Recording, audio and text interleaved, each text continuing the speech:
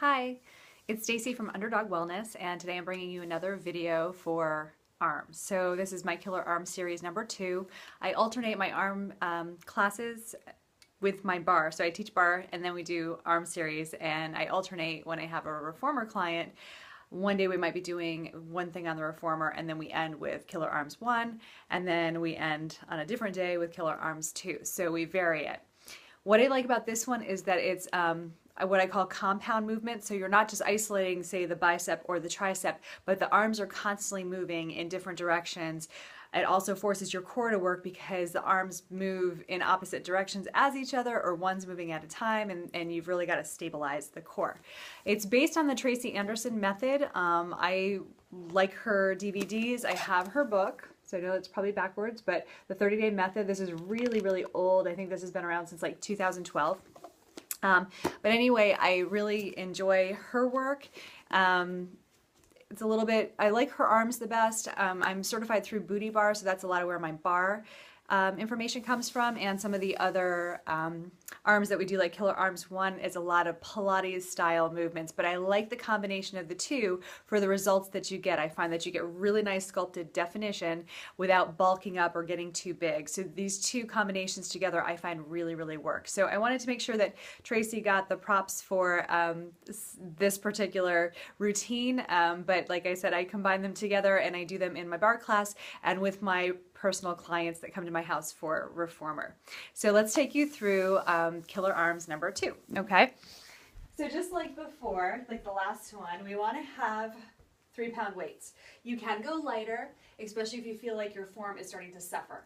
So this one, we want to separate our feet about hip distance apart. They can be slightly wider, and we want to make sure we have a little bounce to our knee. We want to be able to move from the waistline and let that ribcage slide over without locking our joints and putting the pressure where it doesn't need to go. So we want to have a lot of movement here, hence the bent knees. Okay, one arm is sometimes not going to be working, so we're going to let that arm rest. The other arm is going to do all the work. So here we go. We're going to go behind, over, behind, front, and the waistline can move when you do this. 3. So there's a lot of movement here. Your abs are pulled in tight, your rib cage is closed, so that you've got a lot of freedom. If you feel this in your back, you're probably not having your abs pulled in. So if you feel it in your back, make sure that you keep those abs pulled in. And if you pull those abs in and your arms or your back still feel it, you want to stop. That's our last one. All right, so we do it again. We go behind, over, behind, front, behind, over, behind, front. That's 3. And we have a full extension of the elbow, whether the arm goes up and over or whether it goes straight front. There's a full extension at the very end of the movement. Good. This is 8, 9, and 10. Good. We're going to go back to the other side. So we go up, front, we make a W with the arm, and back. Up, front, W, push it all the way back. Up, front, W, back. Now, of course, listen to your shoulder on that. If it doesn't want to go that far back, listen to and just go where you're most comfortable. But again, this is for sculpting, so we really want to get into the muscles. So nice and controlled right through here. Again, the abs always working. 6, 7, and 8. Let's go to the other side. So it's up, front, W, back. Up, front, W, back. Up, front, W, back. The shoulder stays relaxed. We don't want momentum to take over. There is a faster movement here, but we don't want to feel like we're just throwing ourselves around. We want everything to be very precise. 6, 7, and last one, 8. There we go. All right. Both weights are going to move, but they're going to move in different directions with this one. So in this one, we have a lean, so the body leans. We have a lean here, the body leans. We have a lean again, and then we come up and the body is erect right there, okay? So that one didn't count. That was just kind of showing you what we're going to do. So we go lean, lean, lean, lift up. Lean, lean, lean, lift up. This is 3. The waistline really has to work here. Good. 4. 5. Make sure you didn't lock out those knees. There's some movement. That waistline is sliding over that rib cage. Or that rib cage, sorry, is sliding over your pelvis. Add 7, and here's 8 right here. Nice job. Other side. So we stay nice and loose. We lean, lean, lean, lift up, lean, lean, lean, and lift.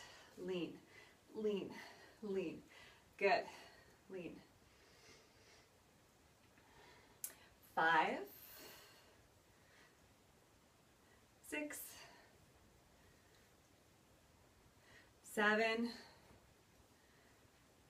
and last one. Okay.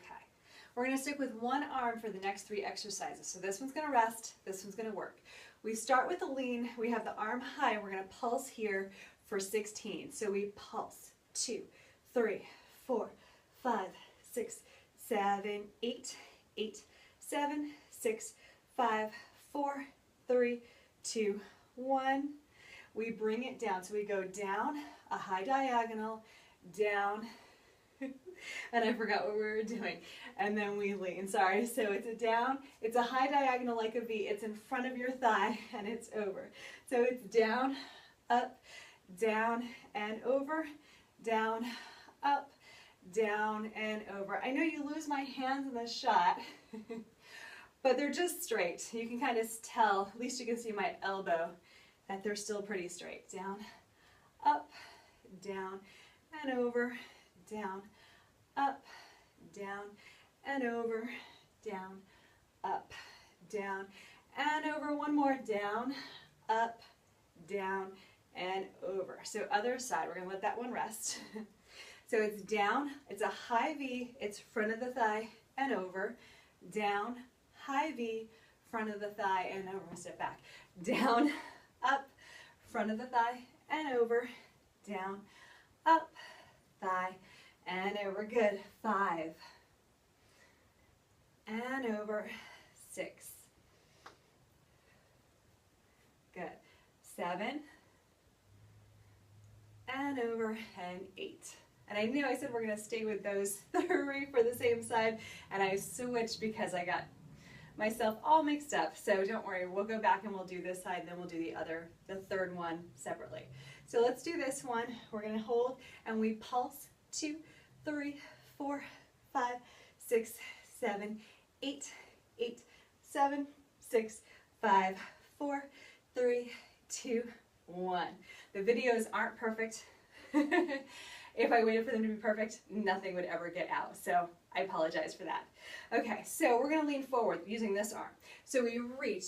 You've got a nice flat back. You're pushing your hips back. We reach up to the ceiling, into the waistline, press it out. So it's reach, up, in, out. Reach, up, in, out. You got it.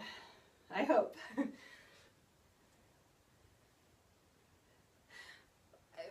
up, in, and 6. And again, if you need to put the weights down, do them without. If your arm is tired, and just keep going. And last one. And out. This one rests. Here we go. So we reach, lean into it, go up, in, and out. Reach, up, in, out. 3, and 4. Feel those abs working. 5, 6, 7, and 8. Nice. All right, so we alternate side to side. So when this arm comes up on that high diagonal to V, it's not straight up next to the ear, we look at the floor. We do the other side, look at the floor for 16. So we reach 2, 3, 4, 5, 6, 7, 8, 8, 7, 6, 5, 4, 3, 2, 1. All right, last one. Elbows are in. We bring the arms up, bring them back in, out to a T. So it's up, bring it in, to a T. Up, in, T. Up, in, T. Up. So when you bring it up, try not to throw your belly forward and arch your back. It's nice and strong through the waistline, and you're just moving those arms up. There's still a little bend to that elbow. Good. Last two. And this is your last one. We're going to hold those arms to a T right here. Bend those knees. Make sure you've got that balance. We punch to the side for 5. So it's punch, 2, 3, 4, 5. Punch, 2, 3, 4, 5. Again. Punch, 2, 3, 4, 5. Punch, 2, 3, 4, 5. Now hold them. And rotate. 2, 3, 4, 5, 6, 7. Hold. And release. All right. So that's it. That's the arm series number 2. So give it a try. Here's my phone.